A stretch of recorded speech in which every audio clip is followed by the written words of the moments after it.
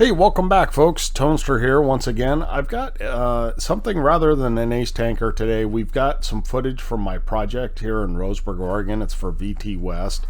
And I just wanted to have this on pause when we started because I wanted to show you this stuff. This is, it's called Skyweb 2, and it's a netting that you can put on, and it takes a little bit of time to do, but once you put it on, if you're not closer than 6 feet to the leading edge, you can actually walk on this out in the field without, well, you don't walk on it, you walk on the steel, but you can walk on the steel without any fall protection. And so it's like circus netting. The guys like it because they can move around freely on the up on these structurals. I would never do that, but you guys all know I'm a little afraid of heights, but they love it. It allows them to work much faster once it's up, and it's actually much safer. You know, I want to send everybody home at night. The goal is be safe and be productive and do quality work for the owner. And so that's what we're doing here, is installing this Skyweb. And I just wanted to give you kind of an overview of this 50 by 400 section of the building. There is another 200 by 75 foot section that's going to go in, and it's actually 10 foot taller than this section.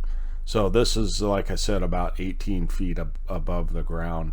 And you can notice all of the main frames here are basically the same size, which is quite unusual until you get to the end bays where they are often less. In this case, because the building is so much taller, you end up with a snow drift up against this if it does snow, and you've got to add extra purlins in, and then you also have to add purlin braces, which are these members right here, and this section is actually going to be supporting a lot more weight because of it, because in the event of a snow load and a snow drift, you end up holding up a lot more of the building. So it's very unusual for every frame to be the same. The only frame that is not exactly the same is the very first frame on the building, which I neglected to show you, but it's lighter because it is only holding up 12.5 feet, where the rest of these bays are holding up 25 feet, 12.5 feet on each side. So anyway, that's kind of an interesting aside. At least I find it interesting. You know, I'm a contractor, so that kind of stuff interests me. I don't know if it interests you guys, but yeah, nevertheless, that's what they're doing right here, is actually installing the purlin braces. This guy I just hired, this was his first day with us, but he's been an iron worker for 15 years, and then this is one of my other guys here.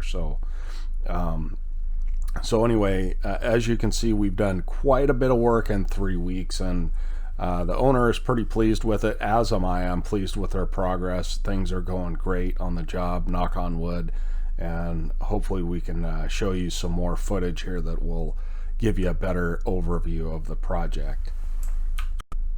Okay, we're going to do a little pass through of this this project now, and I will stop at it in certain places. But I wanted to kind of go through the building here. And one thing I want you to note is that there's some X bracing, and I didn't mention it before, but there's X bracing on this roof line that we'll see in a little bit. And normally you would do X bracing on this sidewall, just like you have X bracing on this sidewall. But the owner in this case wanted free access in between the two buildings. All of this siding and insulation and all of that stuff's going to disappear once we're enclosed. But so we put a portal frame in there, and that is really heavy steel, very heavy steel. Also, we have what's called a draft stop here, and this section here actually gets paneling on it, and the idea is to keep the smoke contained in one bay if there is an actual fire. Now, how much that helps, I'm not a fireman, I don't know. It doesn't seem like it would do that much, but this whole thing is fire sprinkled anyway. But to meet code, we've got to have that. So that's an interesting portion of the job. You'll also see these are called Girts on the side, and those hold up the wall panels. And so you generally have them at 7'6" and 5 feet above. And then the paneling will also attach to the eave strut. Now you'll notice in this bay I've actually left one girt out, and that's so that the owner and as well as we can have access into the building if we need to. We can go ahead and move things in and out of the building. So it actually is a pretty nice feature as we're turning our drone around. But you can start to see some of the tools and equipment that we've got on the job. But we'll show you more of that in here in just a second. Well, it wouldn't be right if I didn't show you guys the favorite building on the job site, and that is our temporary toilet.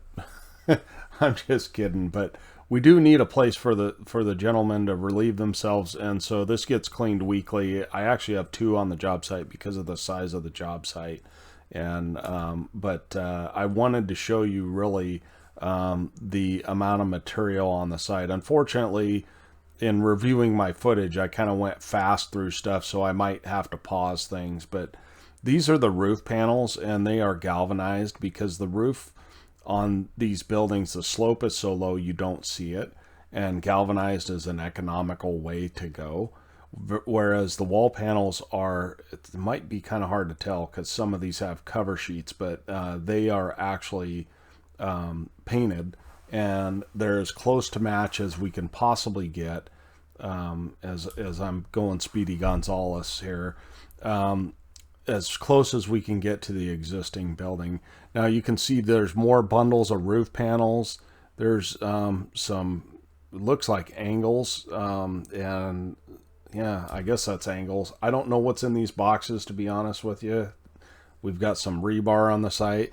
This here I just bought is a forklift extension, so you can extend the sides of the forklift and get pickup panels, like these roof panels are 50 feet long. So you put the forks on and you attach it, and then you can extend out side to side and get yourself some more width when you're picking things up, which is really nice. These are interior columns. I know that because they're circular. That's the way they send interior columns. Every metal building I've ever worked with. These look like they're what they call soldier columns, which are columns generally just to pick up the girts, which we talked about, which are the on the side they hold up the wall panels and whatnot. More soldier columns, and then these are mainframe columns here. And I believe this is actually the portal frame here, and you can't see it in here, but that is like close to 2 inches thick. It's the thickest steel I've ever seen.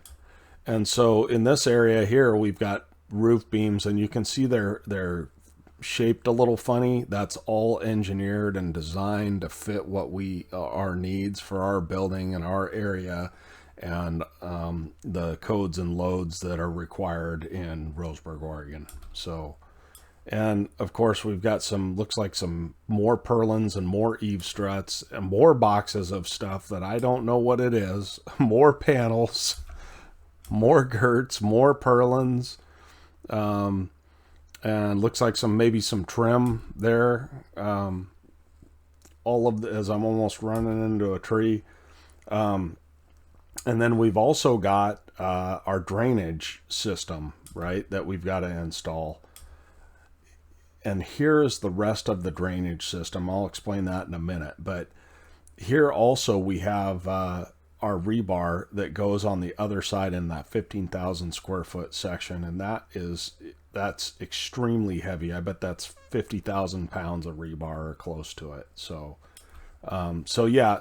So the building, the original builder set this building kind of in a hole, and water intrusion has been a problem for the owner. So when we designed the addition, and you can kind of see as you get further to the east here, the grade goes up, and so this building is actually down in a hole. So what we've designed is a French drain system to keep the water, to evacuate that water out, and we're going to tie that in to a main that comes out here to the creek.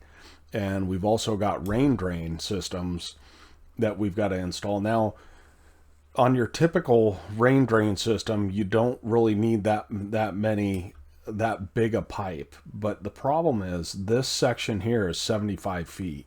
So we're adding 50 feet to that. So we've got 125 feet by 400 feet of roof that we're draining on this section. That's just this section.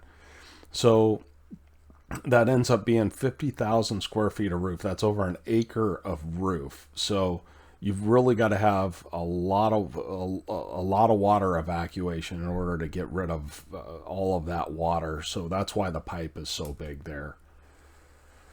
You can also see that we poured some concrete. It looks like nothing, but it's 3,000 square feet of concrete over here that we poured, and we've got another 15,000 square feet over here yet to pour. But the focus right now for the owner is this building, because this section of building is where their super line, they're calling it, is going in. It's their new manufacturing plant, and with that comes fire sprinklers and electrical, a lot of electrical. This project has the biggest electrical service I've ever put in, which is kind of saying something. It's a 2,500 amp 3-phase service, as we're able to kind of see where we've shaken out some of the steel and gotten it where it goes.